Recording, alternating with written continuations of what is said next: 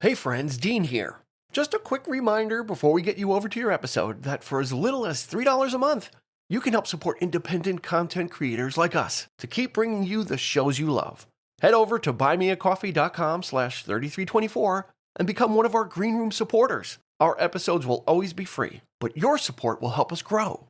Visit buymeacoffee.com/3324 or hit the support the show link in our episode descriptions. It's that easy. Thanks in advance for your support. Al Pacino takes home Oscar Gold in a year where he was nominated twice. How could he lose? Hooah! Scent of a Woman is up next. Get ready for the 3324 podcast, where lifelong friends Dean Legiro and Eric Kuber share their love of all things music and movies. Dean has directed short films and is a music trivia buff. And Eric, trained in audio engineering, brings his extensive knowledge of music and film to the conversation as they discuss, debate, and celebrate their favorite albums, films, and much more. Welcome, friends, to the 3324 podcast. Happy Thanksgiving, one and all. If you're listening to us on the day that this episode comes out, it is actually Thanksgiving. Yeah. If you're traveling, please be safe. If you're going to see family and friends, enjoy, have a great meal. You know, put the feed bag on, but we're going to accompany you on your trip if we're with you in the car or if you're getting ready. We appreciate it, right, Eric? It's happy Thanksgiving, Eric. We do. Same to you, my friend. Yeah. So, this is a doozy. Nice choice. After 3 years, we actually have a Thursday on the actual day. Yes. Yeah. We should. Thanksgiving is always on a Thursday, so. Well, I should correct it. We hit every Thanksgiving actually. I don't think we've actually done a movie though on Thanksgiving. I think we've done Thanksgiving themed episodes. Exactly. Yeah. I think this might be our first movie themed holiday, and yeah, we need. I think we were talking like what movies take place during Thanksgiving, and there are, but this is a unique one. It is indeed. Unique one, and we're thankful for our two guests. And let's start with Mr. Roland Uruci. Happy Thanksgiving, Roland. Hey, everybody! Happy Thanksgiving to all of you. Yeah. So great to have you with us for wonderful being here for this film. Now, you had never seen this film. I had never seen this film. Okay, I remember it. Keep it there. Keep it there. We're gonna get. We'll deal with you in a moment. Oh man. Oh man. This is. I guess, Nick. This is what it felt like when you did The Godfather, and I never saw The Godfather. This is how it felt, Nick? Yeah. Godfather's worse, though. You I'm should. just going to do an arbitrary cartoon voice. Yes, Godfather is a worse film. Yeah. You're right. No, I didn't mean it that way. Oh, it's worse that you never saw The Godfather. Oh, okay. Nick Leshi, happy Thanksgiving. Welcome aboard. Thank you. Every day is Thanksgiving when I am around you all. Wow. Bold statement. That is very nice of you, sir. Is it because the Thank you. in your pocket? Hoo-ah. Pass the cranberry sauce, everyone. Nick is just he's I guess he's trying to cement that Mr. Thanksgiving moniker. He's trying to get ahead of that and become like Mr. Thanksgiving. Like every day is Thanksgiving. He's going to come out with a whole line of shirts and he'll have posters. He'll have everything. He'll even do a little AI ad for Mr. Thanksgiving. I would do it. If the price is right, let's do it. You'll do gobble in a Pacino voice. That's all you got to do. How many times are we going to say that during the show today? We should go every time. I think we just pick up new sounds that he missed. Hey, Boo Boo Bear! I've got a few. We've got a few here. So we've got some surprises loaded up. And as if you didn't know already, we're going to be talking about Scent of a Woman, which is a Thanksgiving adjacent film. Thanksgiving plays a very small part in it, but the events that happen... It's a great scene. Yeah, the events that happen in this film take place over the Thanksgiving weekend. Mm-hmm. So we thought, this fits into Eric. This fits into our sensibilities of a Thanksgiving film of a holiday film. Yes, absolutely. I don't want to do like Home for the Holidays or like that. No. Thanksgiving, and of course not. No, we did Miracle on 34th Street last year, which is Thanksgiving adjacent as well because it starts in Thanksgiving. So we kind of tackled a couple of things with that one, but this one, I'm actually really glad because lately, I mean, the last few years, it's like Thanksgiving doesn't even exist anymore. I mean, we're going right from Halloween to Christmas now. There's that blur.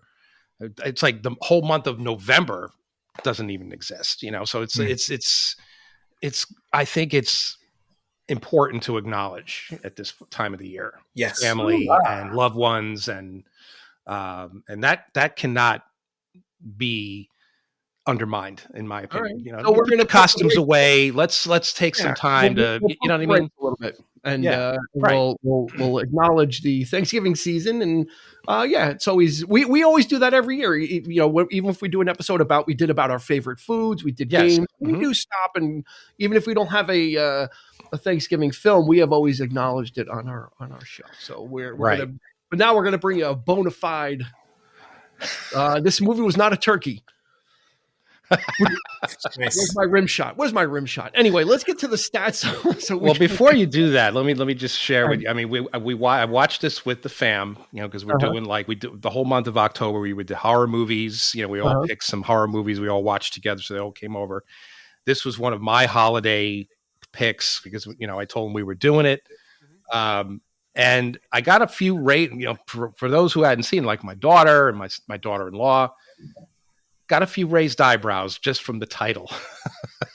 Really? Yeah. So they were kind of like, what is that? What is that? What does that mean? And I'm like, just relax. It's not about hunting women. Right. Right. Yeah. So I had to convince them to, because they were very unsure, a little scared. But you're not ever going to steer your family wrong anyway. No, but they loved it. Yeah. They were all in tears by the end of it. So let's get to the stats so we can get on with this, and then we're gonna put Roland on the hot seat just for a little bit. Oh geez. Yeah. We have to just a little, just a light Thanksgiving roasting. Sure. Little basting. Like the marshmallows on the you guys, you know where my mind goes. Never say basting. Never say marshmallows. That's what we're taunting you, man. We're basting. I'm going to cross lines, and I think I already did. But we do this. That's why we do this to you. We tee them up for you.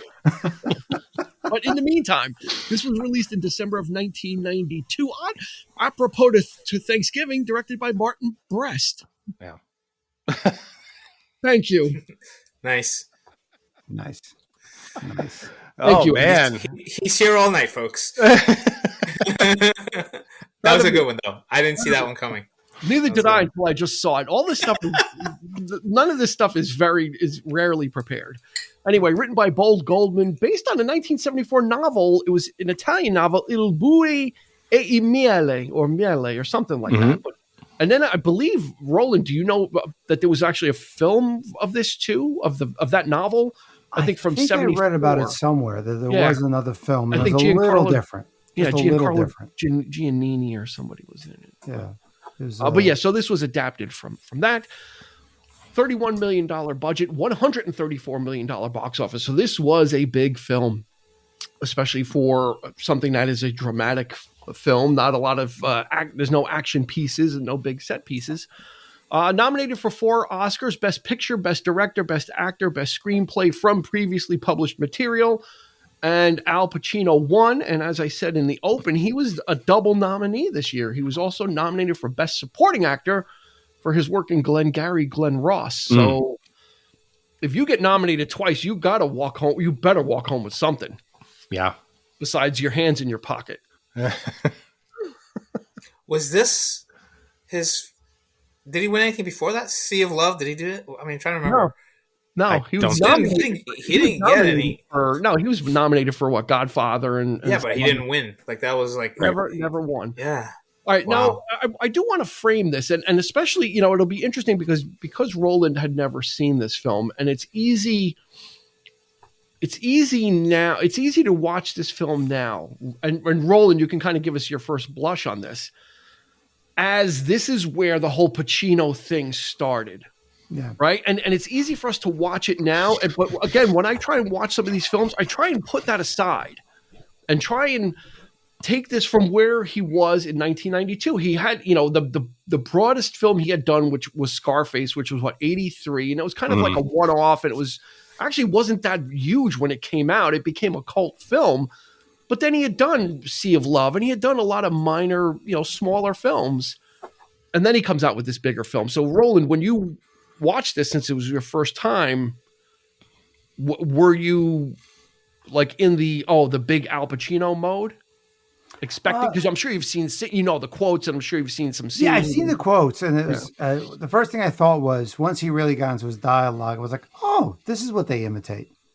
Yeah. I was like, how do you feel about being imitated literally or defined by one character choice for the rest of your life? And that's as I was watching it, I was thinking that, like the Bill Hader impersonations, those are the ones that really are the most vivid to me, because they're probably the most recent. Yeah. But and probably the most spot on. And, I mean, between this and Glengarry in the same year, that was another kind of big role, like another broad performance, right, Nick? And that would kind of set him on the path, because then we saw Heat, and then we then there became that Pacino mold, or that Pacino style of acting that kind of started here. He always had hints of that, and Justice for All. He's got the courtroom scene. He's had moments like that to explode. But I could just totally see him looking at the script when he got it and being like, "I got to do this. This is me." And then you said, like, that kind of became his defining. He did it so well in this one. In other ones, I think sometimes he can overact and do other things. But this was it. This was like brought him back to a whole new generation, people who hadn't seen him in the 70s or thought maybe he was washed up. And this was it. This put him back on the map, I think, more than any other film he did during that period. Yeah, I think it was. Yeah, because like I said, he was certainly toiling away. I mean, he had done Godfather 3 just before this, which was to mixed reactions. It wasn't what people expected from a Godfather film. Certainly not. Eric, when you watched this and when you sat down, you said you sat down with your family. Again, I tried to approach it by pretending Heat and all these other big performances didn't happen, and trying to zero in on just watching this and taking it as it was, and not bringing the baggage that it's had in the past 30 years with it. Yeah. It's been a while since I had seen it. So it was, first of all, it was a pleasure to see it again in that sense. But I mean, but like Nick and Roland were saying, it's like, I agree. I put myself in that mold where I'm looking at the character and where he was coming from with that. And the performance lent itself to this particular character who was so broken and so, down and just, but putting on that bravado, you can't help but just project that. It's almost like he's putting up that wall and just treating everybody like dirt and screaming at, just at a turn. And so I think it worked quite well for this film. Whereas, like Nick was saying, there's a few other choices that he made, same type of performance, but not exactly necessary for, some of the other roles that he was doing. But I think once filmmakers or screenwriters got it, they're like, oh, we can now kind of put that in. Just kind of like when Barry Gibb discovered he could sing falsetto in the Bee Gees, then all of a sudden they use falsetto all the time. Yeah, right. Yeah, like every song became with the falsetto. So I think this was the same thing. It's like, oh, Al Pacino kind of goes crazy, so we can kind of. Yeah. But wasn't that you could see that? Yeah, in like Any Given Sunday, in Devil's Advocate, there's that scene that you could see that the writer didn't do it, genuinely. It was like they knew Pacino was going to do that role, so we got to give him that big moment. Yeah, we could just elevate. We could just let him elevate the material to that level, no matter what. He's an absentee landlord. Like exactly. But yeah, I totally get that. Let's go through the cast, and then we'll kind of dig in, and we'll go from there. So, of course, we have Al Pacino as Lieutenant Colonel Frank Slade, or Foghorn Leghorn, perhaps. A little bit of Roland. A little bit of Foghorn Leghorn in there. I say, boy. Yeah, that definitely. Yeah, let's go through it and we can dig into this later on things. I don't want to Chris O'Donnell in an early role is Charlie Sims. James Rebhorn. I love James Rebhorn. He used to be on The Guiding Light. My mother used to watch The Guiding Light every day. Mm-hmm. He played a rapist. Like he was a real bag. Yeah, he raped his daughter or something. Again, in soap operas, it's kind of like they always went there. So I knew James Rebhorn from like the early 80s when my mother would watch The Guiding Light. But anyway, he's a great character actor. Gabrielle Anwar as Donna of Small Things. PSH, Philip Seymour Hoffman in a very early role as George Willis Jr. Paul Thomas Anderson credits this film to see that I saw him in this film, and then they would collaborate, Boogie Nights, The Master, a whole bunch of other films. I think those are the, Richard Venture as W.R. Willie Slade. I think that's, he's a character actor. I looked up his filmography and he was working since forever. We get the classic line like, Bye, Willie. I'm no fucking good, and I never have been. Mm-hmm. Great line. Thanksgiving, and his brother cap to that whole scene because that was a nearly perfect scene. His brother just kind of takes he gets so angry with him, but then he looks always so sympathetic towards him because he knows. And Bradley Whitford, another early role for Bradley Whitford as Randy. Is that what you do, Frank? You gonna rank on people? Ron Eldard, who's another favorite of mine. He's a New York actor. He was in Sleepers. He kind of should have had a bigger career than he did. He was the cop that pulls over when they're driving the Lamborghini or the Ferrari. And June Squibb, who is still acting. She's like 94 or 95. She was just in that movie Thelma. Yeah. Yes, that was a great movie too. Which came out in 2024, and she was the Mrs. Hunsacker. She's like the administrator of the students. And when I was watching, I'm like, is that June Squibb? And then I looked it up, and God bless her. She's in her mid 90s and still like doing leading roles too. So that's incredible. Frances Conroy in a very small role. She would be known for 6 Feet Under in a few years in the 90s. That would kind of come on HBO. Yeah, as Miss Downs. So. Roland, what did you think of this film then? Because you've seen like I said, you've seen like the broad impressions and you saw all that. So, and it is an aspect of the film, but there's so much more to it. The guy, he's a character in it, Pacino as Slade, but there's a reason why he is. There's a reason why he is the way he is. Let's put it that way. No, I got that by the end. I'll be honest with you. It's like the first half for me sort of becomes almost it's almost like stays in like trying to find the character and it's not like really defined yet. And by the second half of the film, I actually get a lot more out of it. And maybe that's just the script the way it is, and more is revealed about his suffering. I think I agree. It's by design. I think that's So and maybe that it could be by design. I thought and again by design and maybe again directing the script about how they sort of like melded together. I think Chris O'Donnell was. I thought they both like sort of evolved into friendship, and I thought that was interesting by the end. So I did appreciate that. At first, I'll tell you, it was a little over the top and grating for me. I was like, God damn, because I couldn't detach from the caricature and the impressions of Pacino. So it's hard. And Chris O'Donnell has weird earlobes, and it freaks me out because he doesn't have any. Okay, it literally. So we know that Roland got distracted during the film and started looking around and looking at other things. Yeah. No, I have a thing. His earlobes bother me. Okay. Look at his earlobes. He has none. It goes straight through his neck. He's like a Star Trek character. Some people are no earlobe. Some people are lobeless. Yeah, he is lobeless. But by the end, I felt something. And the scene in the hotel, right at I guess where they totally bond, where they don't give up on each other, where they become friends. I think is I don't want to give too much away because we can. Seen it. They're in the suicide scene where they battle, and that's probably the strongest scene for me. And that was the most honest scene for me between those two characters. That was the most honest, even when I thought with the acting. Was the most honest. They were allowed to get really, really honest at that point. Yeah. And I think that's, and again, maybe it's by design. He was playing a blind guy.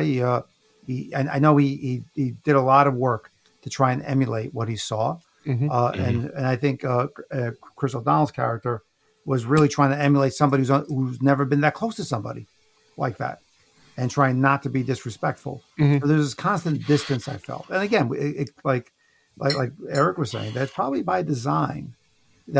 So kudos to the director, because it came across that they didn't really know each other. It's probably one of the few movies, looking back, where I didn't feel the characters already knew each other.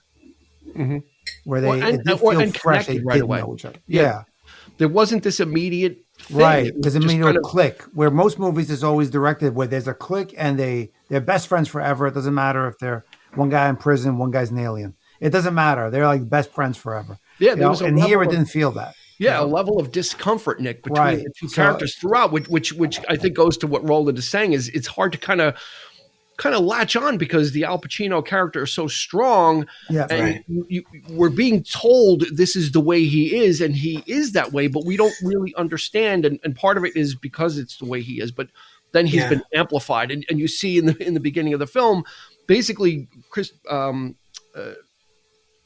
O'Donnell's character gets into he witnesses something at the school. He goes to a prep school, pre-college. He witnesses some vandalism, and basically, he's kind of put up against it of, hey, listen, the James Rebhorn is like, listen, I can kind of rubber stamp you and put you to, move you through to your career if you help me identify these people, basically, if you snitch. So he's kind of in a quandary. And then in the meantime, he's not from a family of means. So he's staying nearby to get a job to kind of help pay for things, and where we need someone to take care of this person, and which is Al Pacino. And you see, they keep him like he is separated from the family, right? He is when Chris O'Donnell goes to meet them for the first time, he's in like this back, like little ramshackle kind of back, almost like a barn or a very small cottage thing, that they're visually giving you how he removed is how this family really doesn't want a lot to do with him. They're kind of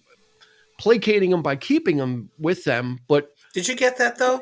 Yeah, I got the sense that it's self-inflicted though. Like it's like I think the daughter really tries, and it's like he's not as bad. His bark is worse than his bite, and they invite him to go with it, but he doesn't want to go. I'm going to disagree with you on one point. Yeah, okay. I'm going to disagree with you on one point, because the little kids make fun of sticking out the tongue and about how he needs a walker. Yeah. That means those things were discussed in the house. Yeah. That means the parents actually discussed it, and it's okay to joke about it. Good point. I mean, that's how I read it. So I kind of disagree. It's clear that the family, you flash forward to the Thanksgiving dinner scene, and it's the family. I mean, they don't want nothing to do with him. They're all kind of like, because of his whatever it was he did, which was that's revealed. A little bit more is revealed throughout that. And then by the end, when he's addressing the school, there's a lot revealed there as well. In the simple line where he says, I've been around, and that's when he starts talking about kids getting killed under his command and all this kind of. So it's clearly a PTSD situation here. Oh. That's what's really going on here, which is really even at that time wasn't really addressed in films and this kind of thing.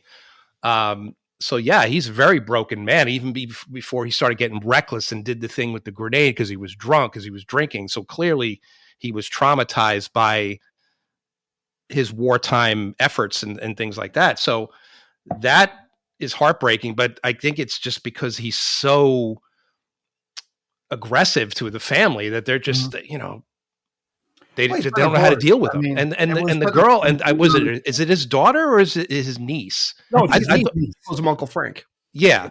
Has a good heart. Clearly she's, trying, but then again, they really couldn't wait to get the hell out of there. Just to get away from him for some time, No one else will talk to him. Yeah. He's got a good heart, and they're the ones to take it. But I definitely felt like there was, and again, this is stuff that's all subtext of, the family probably does make fun of him or say stuff about him. Yeah. And he's in the cottage in the back. He's in the back house, the summer cottage in the house and the property. He's living off his pension. They're all sort of, and that comes around at the end where he embraces them. He calls them over at the end, that's a very interesting piece where the kid's sort of like, hey, he's not that bad. We're just repeating what we heard. That's why also I think that stuff was like sort of allowed. The only thing with the beginning setup is that I felt it with the with Chris O'Donnell's character. I'm on financial aid. I have no money to get home. I think that's like a very tropey sort of thing from the 80s, where whenever there's a good guy, he's always the one with financial aid. He's always got the roughest thing in the world. He can't afford food from the other side of the tracks. Jobs. Yeah. I didn't know if I needed all of that backstory. To hey, I didn't. I didn't get financial aid. I still tried to get a job in college because I wasn't rich. I mean, I didn't need to go that deep. Like I was the kid who went to the office and looked for jobs. Well, but it kind of establishes the fact that there needed a reason for him not to go home for the Thanksgiving weekend, so that he would and leverage for him to rat on his friends, because it's like, in the beginning there's that scene where I put one special student on the list and your name is on the list. So if you, I think it could have been more interesting. I just think it could have been more interesting. Yeah. So if they dug a little deeper, it could have been more interesting. I think it was a simple movies. I think it was a simple plot device to just kind of. That's what I'm saying. That's all I'm saying. I just seen this so often. Yeah. That I'm like, oh, this one again. Yeah. Yeah. The whole class warfare, his friends, he's from the other side of the tracks. The friends are going on the ski weekend. Daddy's going to take care of it. And it just, and I get it. And I've actually known people like that. Yeah. So it's kind of like, like I grew up in a very wealthy area, but I was not the wealthy kid. So my father was a super. Yeah. So there are ways to do it besides saying one of them was super. I didn't get any of that. Meanwhile, I know a kid who was poor and he got a Lear jet flight home one time. I'm like, really? You dated the right girl? Yeah, that's it. Literally, that's what happened. See, I got flown in. Who you hang out with? Yeah. There's one of the great. There's so many quotable lines, and the whole end monologue obviously is very quotable. But there's a small one that he threw in the beginning when he meets Charlie and the family is trying to get, like I said, they're trying to get out of, like, they're trying to leave and go on the vacation. And Pacino's like, it's almost 3 and the goddamn Flintstones haven't left yet. Yeah. He's got no regard either for, like, right. There are walls on both directions. It's mutual. Yeah. It's a mutual thing. Yeah. He thinks the kids are twits, they're the kids. He has got no regard for even the little children. Like, they're not smart either. Yeah. So there is that, that I think it really plays on the character's sense of abandonment. He lost his sight. He lost his senses. He feels useless.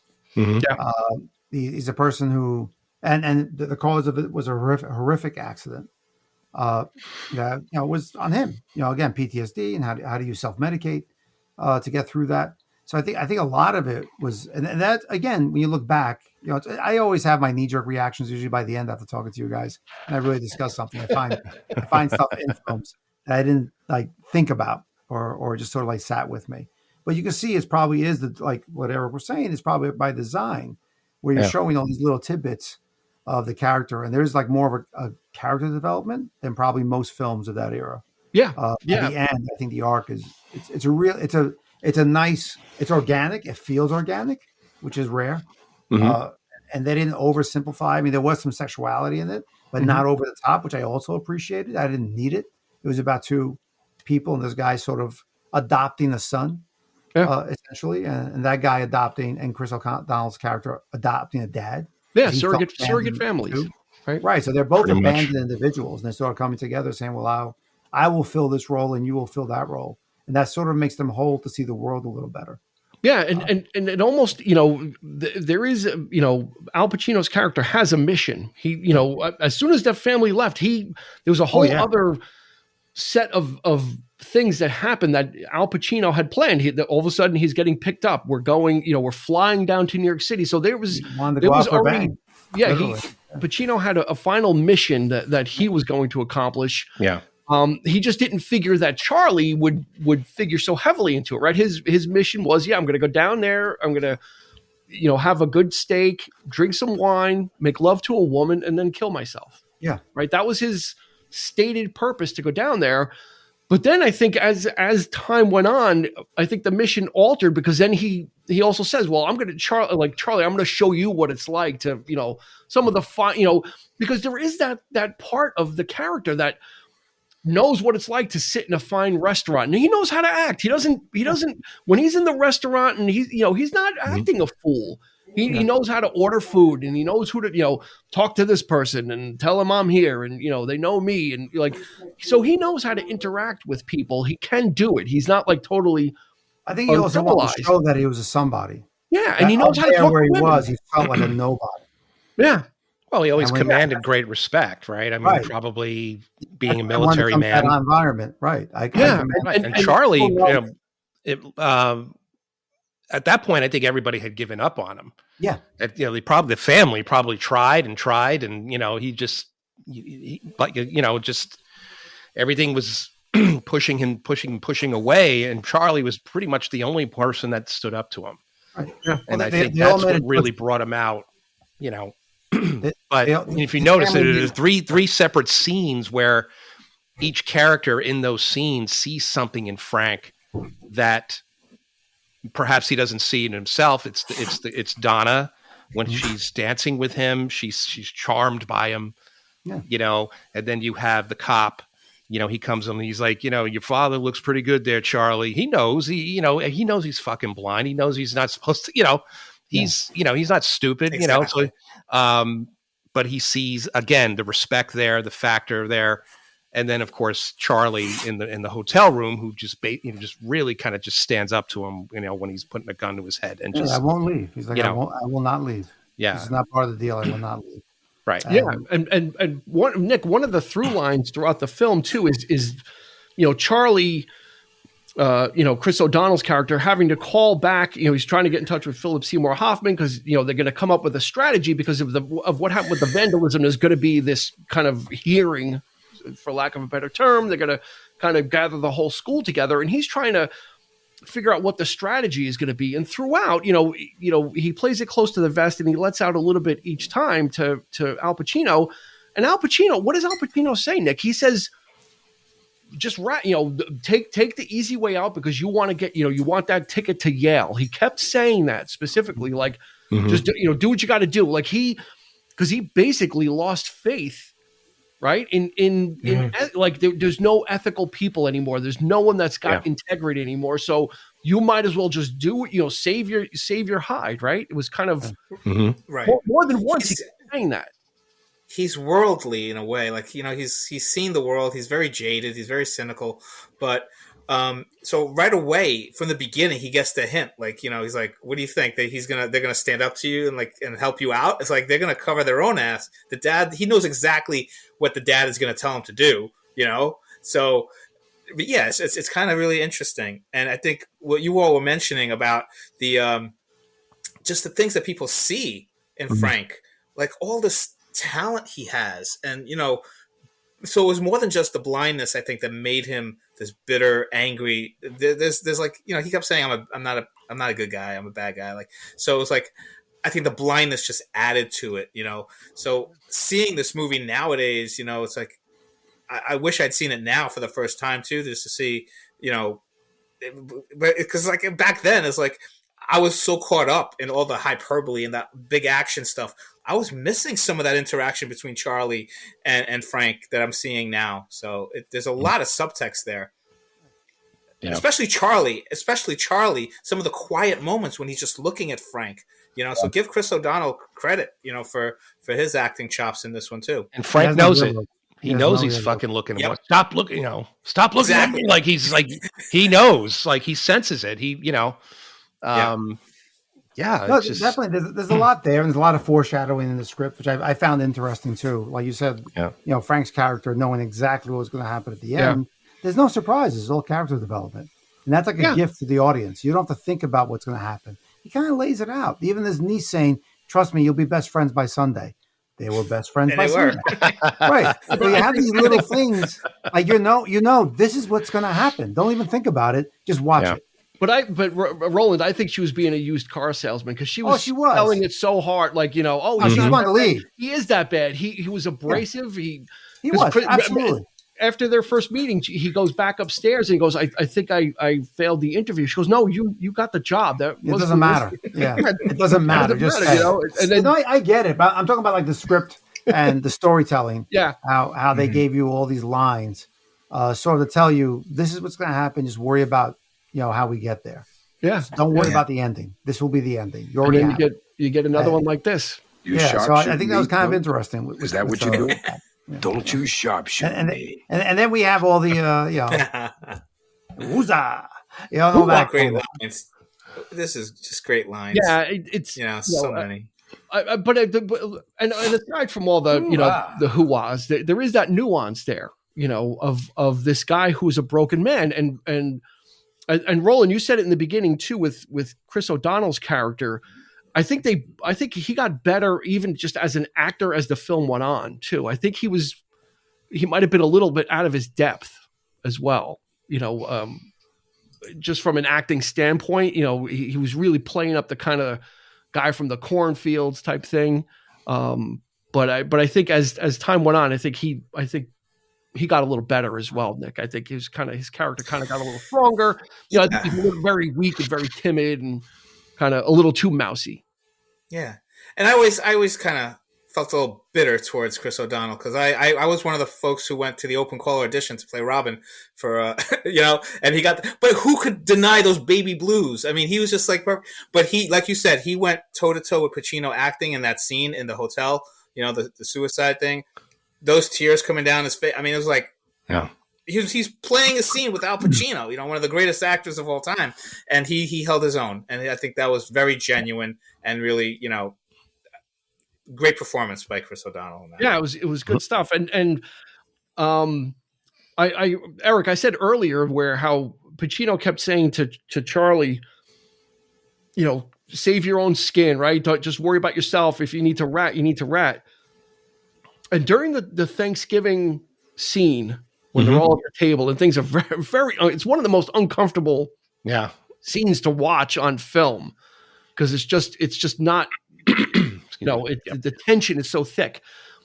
But Bradley Whitford's character, Randy, he's detailing about the whole grenade thing and how he lost his sight. And he says something very important. It's very throwaway, but I think it leads us to understand why Pacino is saying to Chris O'Donnell's character what he's saying, because he's talking about, he's decided to pull the pins out of the grenade, do a juggling act. But then he says that he denied pulling the pin. He denied doing it. It's a very small throwaway line, which leads me to believe that Pacino was one of those people with no integrity. Like it's obviously what he did, but he denied it, right? He was denying it because he was drunk and he was just drunk. And so he was one of those people, right? Because he says it towards the end. I've been at the crossroads and I didn't do it because it was too hard. And it's directly addressed in the Thanksgiving scene where he's like, he denied that he even pulled the pins, because he took the coward's way out because it would have been harder to admit that you were drunk and admit what you did. Mm-hmm. Right. To have his nephew point that out to him. Yeah.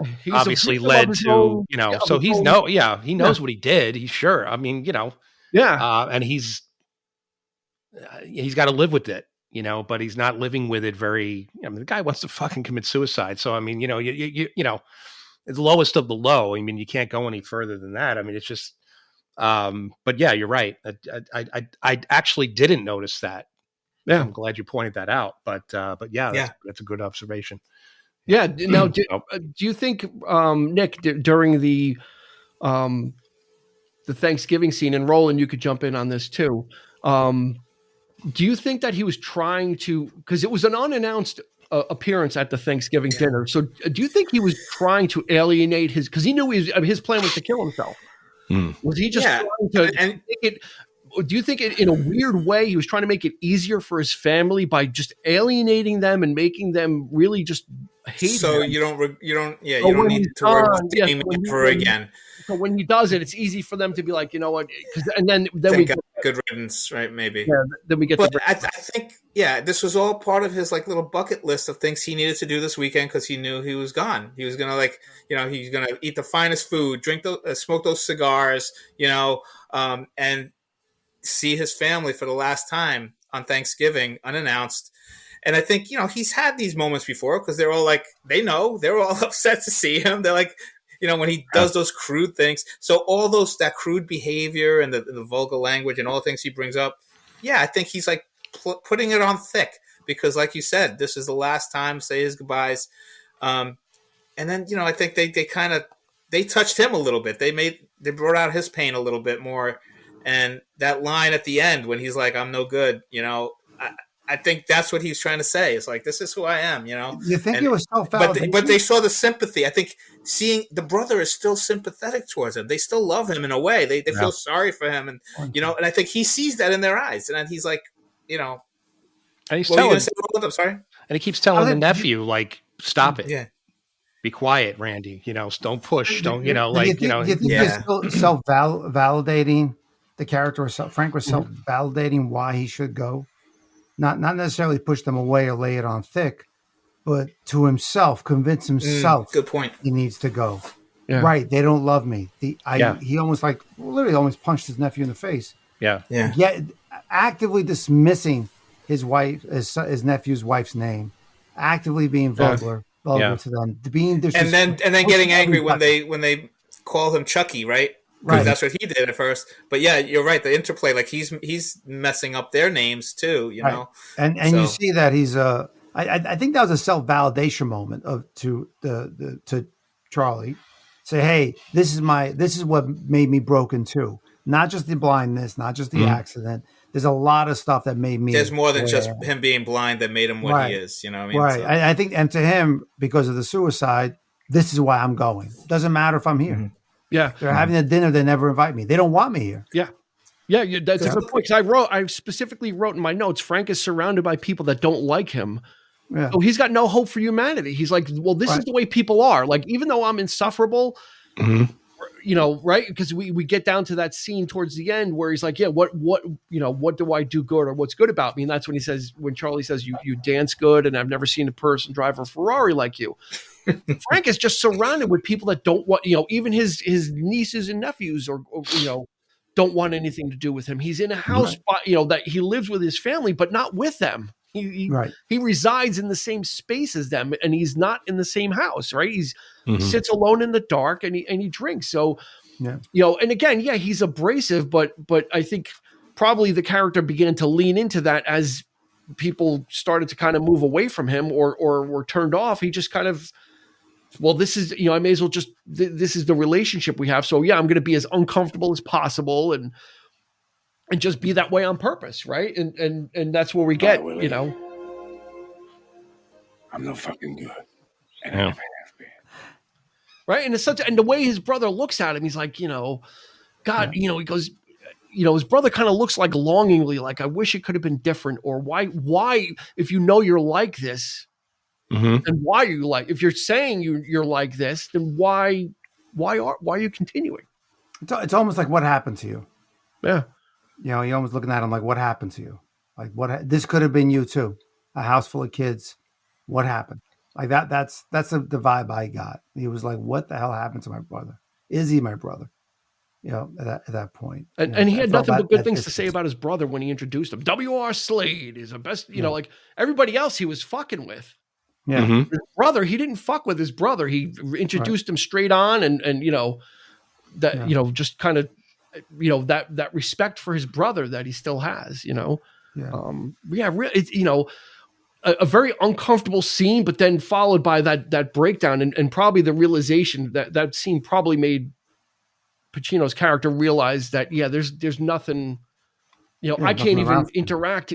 I can't even help myself and just interact as a normal person anymore. So really, what am I? Like, he understands that he's like, I can't even just have a normal relationship without saying stupid shit or being an asshole. Because when he's not with his family, like I said, he's very he's respectful. When he talks about women, he's very respectful about this, about their perfume and how he loves women, and when he's talking about wine or he's talking about drink or food, he is a well-learned and well-read man. He just chooses to be vulgar and he chooses, this other, these other side of his personality.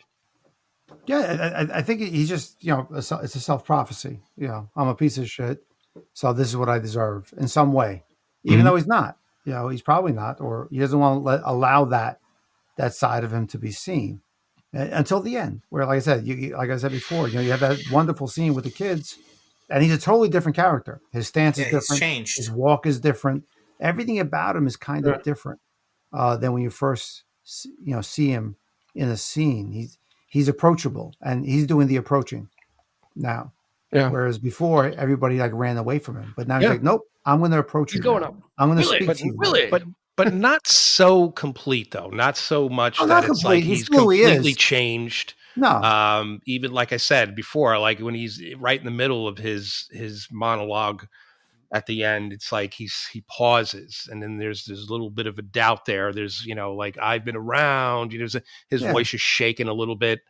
He starts talking about I don't think it's people change. Getting killed under his command and things. And I think that there's a lot going on there. Yeah. That, but I think now he's willing to do half the work to get to the middle. Yeah. I don't think he's not going to do all the work. He's willing to do half the work. And I think he understands that. I think he found what he found was Charlie he represented hope. He represented somebody, here's a human being that has integrity again, that actually gives a shit. So that was inspiring to him. I think that was a little bit of a spark there. I think he found somebody he could inspire. Now there's somebody to, now there's something to live for. That's a good point. Yeah. I think before he had nobody to learn from him. And I felt the Charlie was the character that could now learn from him.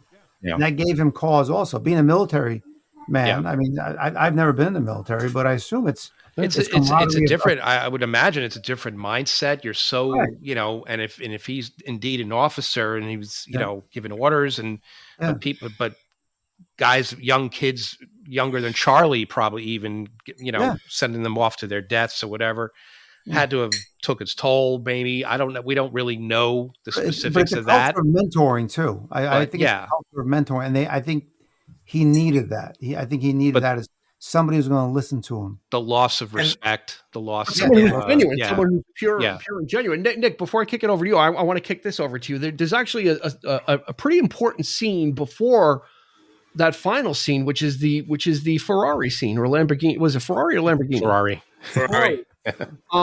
Because two things happen in it, right? When he talks to the car dealer. And the car dealer says, "What a great scene that is, right? Isn't that amazing?" And that actor from Rocky 2, he's so good. The commercial, the agent. The car dealer says, they keep me around. I'm the gray ghost, like I'm a vestige of what was. And Pacino says, I'm the gray ghost also, meaning like I'm just kind of here. Like I don't really serve a purpose. I'm kind of here. And then after the scene with the cop, right? Chris O'Donnell says, you are definitely not driving anymore. And he gets out of the car and he goes, I'm not driving anymore. Yeah, he knew that was the last time. Like everything's out. There's no control. I don't have control over anything in my life anymore. So it kind of reaffirmed what he needed to do, right? It was kind of like there was that one glimpse of when Pacino was laying in bed. He's like, let's go for a ride. And then they did it. And then it came sync as much elation there was from the driving, which was a lot. That was a great scene. Yeah, it goes, you're definitely not driving anymore. And then he said to himself, I'm not driving anymore, which means he kind of like, just seeing him collapse, slam, crossing the street, not caring if he gets hit by the car, slam, falling on the trash can, and just it was you could see he was the lowest of the low after But there's so many good scenes there. And you were talking about the military. I think that's important too for this character because there's that scene with the salute, which I love. Yeah. Like that was the only time that really Charlie kind of was like kind of like, fuck you, man. Like just like, and he sensed the salute. Like he didn't see it because he's blind, but he's like, no, this is how you do a salute, and it's just like, he heard it, that discipline. And he heard, that was a great scene, and that he brings that military sense, throughout. You could believe this guy was in the military. That's a great testament to Pacino's acting there. I thought that was really good. Roland, do you think he was strong enough? Do you think he would, if Charlie wasn't there, do you think he would have went through with ending his life? Yeah. Had he gotten to that lowest of the low where? I think so. Yeah. I think he felt entirely alone, and at that point, it's a weight that you can't bear. And I think he just wanted to revisit one last time his former glory in his eyes, where he was still whole, where he still commanded moments and owned the moment. And I think without Charlie saying, you don't own every moment now, it's our moment. It's not just yours, which I think that was the scene in the hotel. This is our moment. I'm not leaving you. This is us together, not you alone. You're not alone. Maybe that's subtext, but I think if he was alone, it would have. I think he probably would have, in a very sad way, that character would have left. Yeah, because Charlie was like, I'm just as screwed as you are, so do it. Do both of us, right? Because he's like, when he's got the gun on him, he goes, just shoot me too, because I got nothing left to lose, because I'm going to be screwed. My life is screwed with this whole school thing with the vandalism. So do both of us. Yeah, why not? And that's what makes that scene so powerful, because you believe it. You see that he doesn't want to shoot Charlie, but as a viewer, you're like, he could pull that trigger. Like, I believe that he was like so desperate to kill himself that he's like, you're going to stop me, then I'll kill you too.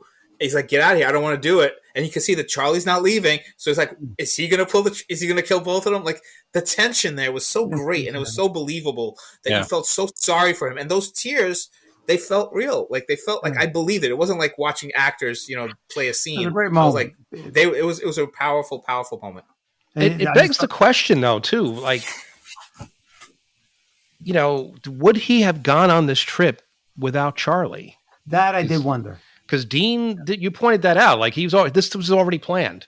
Yeah. Having somebody take him, like, was that part of the plan, or would he have just gone by himself? Yeah, no, because he said, but did he need Charlie to prevent him from killing himself? He didn't know somebody. But did he need whoever was going to go with him? I'm saying is like, would they have the integrity to have when he says leave, I have your plane ticket, you can go now? Would anybody else have just gone? He believed at that point. He believed yes, because he was so full. His life was so full of people that felt that way, right? That there was no integrity. Yeah, that there was no. So he figured, this is going to be easy. I'm going to go down, be with a woman, have a thing, and then send this person off, and I'm going to do what I got to do, because that's. But he ran into somebody will milk him dry. I think that was that was one of the tests where Charlie was not milking him dry. He didn't want to do things. He's like, no, I'll just sit here. That's my job, is to take care of you. Yeah, right. So I think that's where it started, like, chipping away. And just thinking about it, like, the interesting thing is, like, Frank made a bad mistake, lost his eyesight, and that's why he's in trouble. Charlie made a bad mistake because of his eyesight, and that's why he's in trouble. That's true. I noticed the irony there too. That didn't escape me either. That's a brilliant observation. Wow. Yeah. And that's great. And the thing about it too is, Charlie doesn't have all the answers. It's not like Charlie gave nuggets of wisdom to Al Pacino and helped him get through it. It's just no. He kept saying, we'll figure something else out. I don't know what, but we'll figure this. This is not the answer. I don't know what the answer is, but because there was that naivete and that innocence of we'll I don't know what the answer is, but we'll do something. We'll figure it out. We'll figure it out. So there wasn't this big cathartic thing of him saying something that someone said in the past to him and it came back. Like, there wasn't that machination. It was just kind of, I don't know, but my life stuck to that right now too. So let's, if you're going to do it, let's do it together. Otherwise, put it down and just wait. Because he said, even. Like, he's like, can you just put it down? You don't have to surrender it. Can you just put it down? Right. Because at that point, he's got that weight of what's going on at school on his shoulders too. Yeah. So he maybe in that brief moment, he's like, hey, you know what? I got nothing to lose either. Let's go. I don't have a great home life. That's right. Yeah. I'm getting kicked out of school. I'm not going to Yale. So go ahead. We got nothing, and I guess it ends for me. Yeah. And maybe with Slade seeing that, Al Pacino seeing, well, you know what? Everybody's got problems. I think it's really important when he saw the we moment that we're in this together. Yeah. And I think that was probably one. And again, I think the chipping away of his integrity, he was trying to find that integrity, and he found it little by little with Charlie not taking advantage of him, not using the money to get drunk. No, I don't really drink. I don't have excesses. He's actually probably more military than than what he's used to coming across. And that was like chipping away and say, yes, stay, because he was comfortable with him now. He didn't push him away because, okay, he's got integrity. I can be comfortable with this person. I can just talk to him. And they were having sort of fun. And I think at the end where it's like, yeah, it's us. It's we're together. I think not feeling alone went a long way with Frank. But then they kind of twisted it a little at the very end after all the speeches were made and they bring Frank home and Pacino gets out of the car and Chris O'Donnell was going to try and say something like sappy, like, oh, Colonel, and he just like, bye, Charlie, and he just like walked right by, like, like, I'm glad we didn't get that, like, oh, I'm a changed man. He's like, bye, Charlie. Right. That's the thing, is he's not Ebenezer Scrooge where suddenly he had this epiphany and now he's a completely changed man. There's still, he's nicer to the grandkids, and he's, you can see he didn't kill himself, right? But it's not like you don't just flip a switch. You don't just erase all that pain that he's been through. So, but it's still a great moment, and you can see he has changed, but it isn't like a 180, No, perhaps he'll start letting people in. Yeah, exactly. Like maybe people who want to help him. Yeah. Now he'll allow that at least. He goes, "Come by, we'll have some cheer." That he's welcoming that. That's probably a big step for him to have invited Charlie back to like Christmas time and and that kind of thing. So I'm glad. I was grateful that it had that kind of an ending because it wouldn't have been terribly realistic if it. I didn't need a big crescendo of music and like, oh my God, they really love each other. I didn't need that. But I think the way it ended was true to his character of like, I'm going to move on. This is great. And we'll always be friends. Yeah. We will have this. We will always have this. But you have your life, I have my life, but we'll always have this. Yeah. So they have a shared world. But him being, I'm going to approach, so people approach me, is a lesson he learned. And I think, the Charlie character saying, I can't be someone that I'm not. And that's imitating rich kids, trying to understand that, why can't I fit in? Yeah. I think that all comes in with that character. This is who I am. However far it takes me. Yeah. I don't know if Nick said it, that Pacino, Frank Slade he's half responsible for how things go, so absolutely. Like, no, Roland said it. He doesn't have to go all the way, right? He's just got to kind of make the first move, right? He says to what the niece, like, oh, make some of that hot cocoa or the marshmallows for me or whatever. Like, just kind of, trying to thaw the icy relations a little bit, right? Just doing, like you said, doing what he can do on his end, not go over. He's not going to go in the house and start cleaning and doing everything, but realize, because his I guess some of his faith got restored.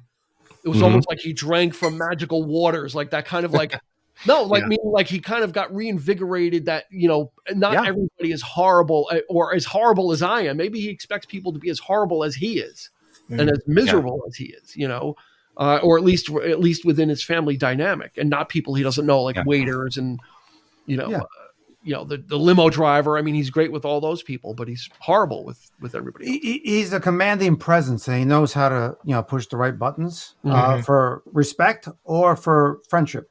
And I think that was also part of the evolution of him, of realizing that again, that he could, with dialogue, with his presence and how he approaches people, he can have a woman dance with him. He could have a waiter, yes, sir, we will get that for you.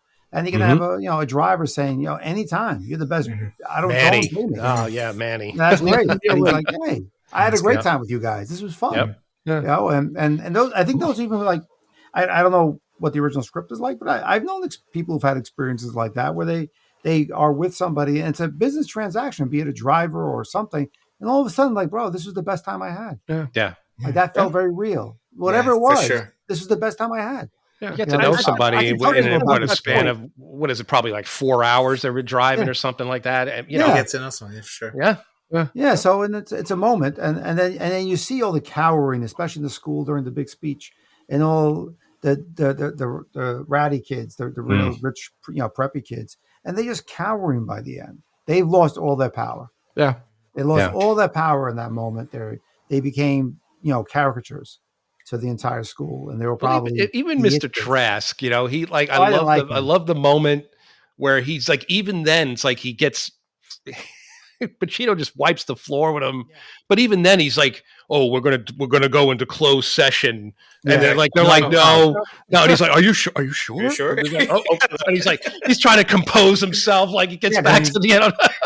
He's the hired guy. He's such a sniveling, but he does it so well. That actor. Oh, he's great. That guy's great. He's one of the best actors. Unfortunately, he's no longer with us. But he's when he drives that Ferrari onto campus, right? Like, and he's just like kind of wiping. You could tell how he loves the materialness of it, and like, it's just no wonder people put it right under the light, so everybody can see it and everything. It's like, it's a douchebag. But that's what but from the beginning, so that kind of like just and then trying to bribe him, So it's like that kind of thing. It's just like, But again, this is a man who thinks he's commanding respect, right? And the kids don't respect him. So that's a reverse here. But he's relishing in the fact that they don't respect him because he's just.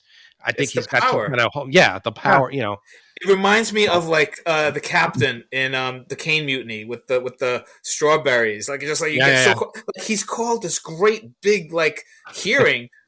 Because they threw paint on his car. You know what I mean? Like, that's what it's all about. And, like, he's trying to, so it's all about him, Yeah, all student activities were suspended. All classes were suspended until we find out who did this. Gathering. And the kids are probably loving it, man. Oh, no classes? Fucking A, let's...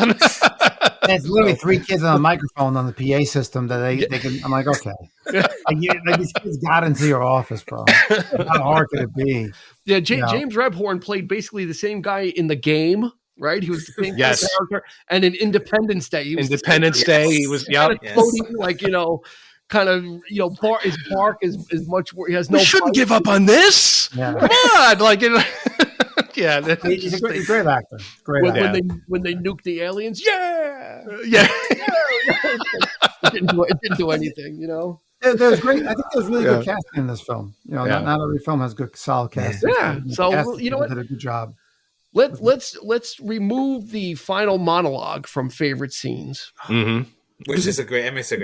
It is a great scene, but it's the cherry on top. Right. It's been done to death. But I think there's some other subtle nuance scenes, even if those scenes are broader. That's the end is like the big explosion. The end is like the fireworks of his performance. Mm-hmm. Everything was kind of a lead up to it. Everything was actually relatively sedate until you get to that scene. So Nick, what's a favorite scene of yours? Oh man. And if you give me a good if you give me a good scene, you're going to get a hoo-ah. We talked about the Thanksgiving dinner scene. I love that so much. But I have to say that the tango scene, the dance scene, I love that from beginning to end. Like, It's just like, it's unexpected. And, he leans over to Charlie and he's like, just scope it out for me. Like, what is it? Like, how many feet? So just so I know. And then he just dances. And the chemistry with them. And it's supposed to be like he's trying to hook him up with Charlie, but there's chemistry between him and her too. Like you know what I mean? Here's this old guy who's blind, and suddenly he's tangling. The whole place is like applauding him. And then when that schmuck comes back, you're like, why is she going away? I wanted Donna to be back in the movie somewhere, But that's a great scene. She was absolutely interested in Pacino more. Absolutely. Charlie, she gave that long, like as she's getting dragged away, she like looks behind, like this guy act like this guy, Yeah, this guy's such a, oh yeah, that's great. There's someone to dance with you, like Roland, as the newest viewer, Nick gets a hoo-ah. He gets a big. All right, there you go. All right, what do you got, Roland? I'm a little bit adjacent with this one because he stole my thunder a little bit. But my favorite part is not necessarily the scene, but Pacino's reaction when she walks away and he gets so deflated and you feel this weight on him, just dragging. It's a long moment. It's a really long moment. And you just feel it, that he was elevated so high. And then he goes, see, it always gets taken away. And he just feels so deflated. And his face and his moment says so much with no words or very few words. But you get so much from that little bit of moment, that just one cutaway. So it's sort of adjacent, to the dance scene. I love the energy and the chemistry. And you're right. I mean, she was being very flirty. She's obviously, well, to me, she was like in a bad relationship. She was probably more a trophy girlfriend than anything else. And this guy's, let's get out of here. We're going to go somewhere else. Yeah.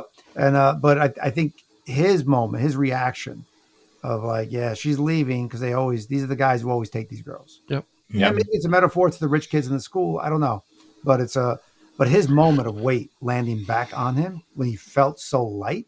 Yeah, that's a good point. Is a very deep moment for me. And it's you brought something else up, another thought, Roland, that he is always good at giving people what they want, though. Like he, she wanted to tango, and my boyfriend never. You know what? I'll tango with you. And then at the very end with Francis Conroy, right? And Chris O'Donnell now is in the reverse. Now Chris O'Donnell is playing the Slade part because he's like, oh, Frank was on Lyndon Johnson's cabinet and stuff. Oh my God, that's great. He goes, well, maybe we'll talk about it. So he, he has that there is that tenderness, and he does know how to treat people. And he wasn't doing it to sleep with her. He had no illusion that he was going to, it was more like he kind of enjoys the company of women, right? So he likes to do things for them because it makes them happy, which then makes him happy. It's romantic. He's probably a romantic down, and that's his, I think he is probably a romantic, where he's always like kissing hands and showing his elegant, charming approach to people. Yeah, very charming. I think he sees himself that I can be that. Like you say, he's a learned man. He's well read. Yeah. It's actually very difficult to move up in the ranks and not be educated. So I think he constantly battles that. And at the end scene with that woman, there's a moment where he's light. He feels taller. Yeah. You can see it in his presence. He feels, I don't want to say aloof, but it's almost like a bubbly personality at that moment where it's just, it's all spontaneous and this is how I am. Yeah. And I think that's the vibe I get. Or that he can be that. Yeah. That he can aspire to. He has the ability to be that. Yeah. He's not all luster. Yeah. Not to give into his darker, because he can go that way too. He can go into that way. And that appreciation goes very far for him. Yeah. And that's what makes me think there's more than just the blindness that's damaged him. Like before that, it's like, even if he hadn't gone blind, he still would be this wounded, hurt. Because all the things he can do, all these things he can dance, he can drive a car, he could, it's just that there's this pain that's in him that has nothing to do with his loss of sight. Yeah, and it's interesting. They never allude anger, that was there probably before he lost his sight. They never allude to any woman issues. They never allude to that he was married or a woman broke his heart. Like there's no ever mention of a woman except the fact that he loves women. Yeah, and that he basically treats them with respect. Well done, Roland. Thank you. I'll take that. Eric. Yeah, I'm going to piggyback on that, but everyone likes it. Well, but every scene like that, because it happens several times where he's elevated. The car scene, he's elevated. The cop gives him the respect. The night he goes and sleeps with the prostitute. Yeah. Right. He goes up into the hotel. He comes down. He's like, but then but then it's over. Right. He's in the, and each time it's like he's deflated a little bit and that disappointment setting in. So all of those scenes combined. And then, of course, you get to the Thanksgiving dinner where the hoo-ahs just get that gets me every time that they're just as the nephew is compounding his faults and all this. I mean, the hoo-ahs just get lighter, progressively lighter, and like it's almost like whispering. They're used as a type of speech, just by the way he's inflecting them, and like kind of a little bit lighter or more whispery, And then when he grabs them, well he done. tells him that I could kill you, and he's very again. The sight thing is like he's got senses that he's never had. I mean, the fact that he knows this perfume, like all these different scents is something. Says something about him as a probably had a lot of lady lovers in his life, but also just the ability that he's able to do all of these things, including kill a man at this point in time. That got me too. And then of course, when he's leaving, that I break every time when he tells him I'm no fucking good. Yeah. So yeah, I mean, but it's all of those things leading up to, so it's not a very specific scene, but it's all like the dance scene is marvelous, but every time he is, like Roland was saying, it's just, he knows, like, it's like, okay, we did everything on the bucket list, but now it's done, so that he did everything he said he was going to do. Yeah. And, except for one thing. Yeah. Thank goodness. Blows brains out. Right. Exactly. Well done. I'm going to go with a not a specific scene also, but a series of little nuanced things that Frank Slade kind of has in his pocket. Like whenever he goes somewhere, he knows he's able to drop names. Oh yeah. Go down to 54th and 5th and go to the cigar shop and talk to whatever and tell him it's me. And he knows. And then, when they're trying to get Charlie the beer, go talk to, so-and-so, the maitre d'. He knows who I am. Like he knows how to kind of work. And I guess he probably was a man in a high position. So he, he's still trading on those past glories. Right. But it's kind of fun to see him kind of work people like that, where he's a really smooth talker like that. Again, he's not ever mean to any of these people. He's just kind of, he knows how to work those gears. He knows how to get the Lamborghini guy to let him take the car out. If I come back with 101, get it done. It's like, this is 109. That's my second favorite scene too, because it's like the dialogue with him and whatever his name is, Freddie.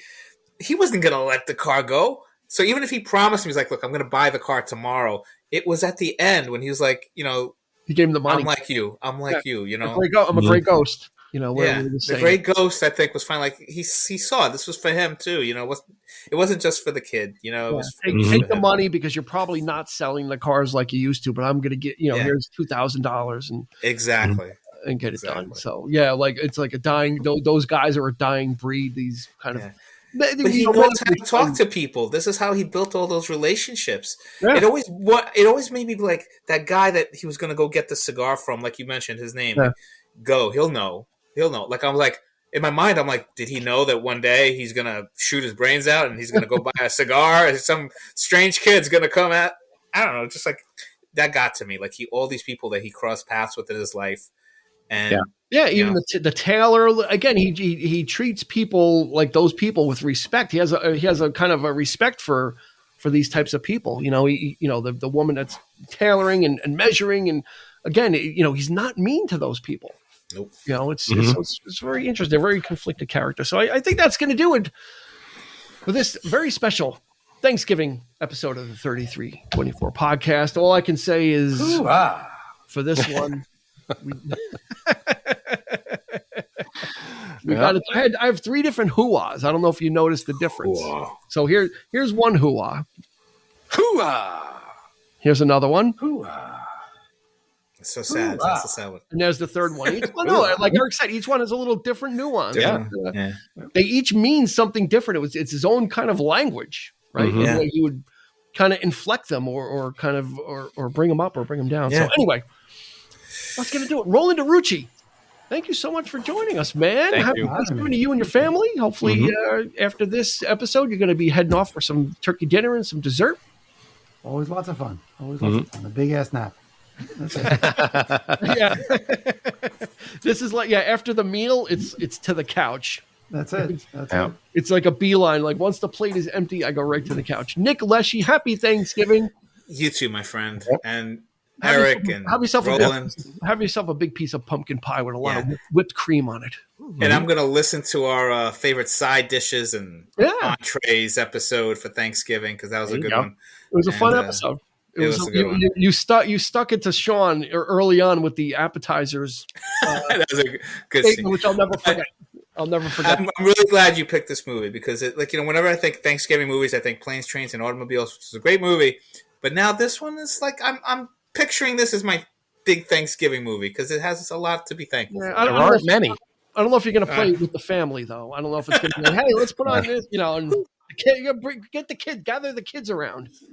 It does feel good at the end, though. Maybe that's a good feel-good movie. Stick with March of the Wooden Soldiers or King Kong. Yeah.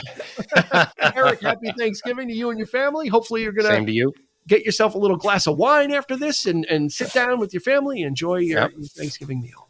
Yeah. And to you, gentlemen, thank you very much for your thoughts. And of course, the conversation is always great with you fine folks. So happy to have you.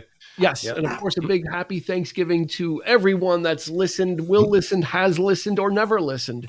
Either way, we're thankful for all of you. We really thank you for the support. And I'm thankful for Eric, for us to kind of coming up with this crazy idea and executing it almost to precision every week. But and of course to all of our guests, anybody that's ever been on the show, a big thank you as well. We appreciate it. We're so blessed to have such a great group of people that we've known and people that we've met, like Roland, that have come into the fold and just enhance the experience for me personally. Every time we have people on, it's always challenging, fun, exciting. All those things rolled up into one, and Thanksgiving is the best time to express that. So before the I'm a little teary-eyed now. Yeah. Before the tears come out. Always say it when I can't hug you. You always say stuff when I can't hug you. I'm going to virtually hug Roland very, very deeply. I'm going to take his hat off gently and hug him and caress the back of his head. What do you got, Roland? That's all I got. Oh, Woody. He left him speechless. I left it open for you. Pants got a little tighter, my friend. Pants got a little tighter. There we go. All right. And there it is. And we'll leave you with We got it. That one deserves a hoo-ah. Come on. The best one. You sharpshooting me, punk? Don't you sharpshoot. Roland, don't you sharpshoot me, Roland. You sharpshooting me? I'm going to save that one. I'm going to save that one in our bank for other episodes. Anyway, everybody have a happy and safe Thanksgiving. Enjoy the holiday season. We'll be back with you next week. So for Roland, for Nick, for Eric, this is Dean asking you, please be kind after you break the wishbone. Go ahead and rewind. You've been listening to the 3324 podcast with Dean Legiro and Eric Kuber. You can find us on your favorite podcast provider, so please like, subscribe, and rate to become a part of the 3324 family. Your feedback is important, so make sure to follow us on Instagram and Facebook at 3324 podcast and on Twitter at 3324p to join the conversation.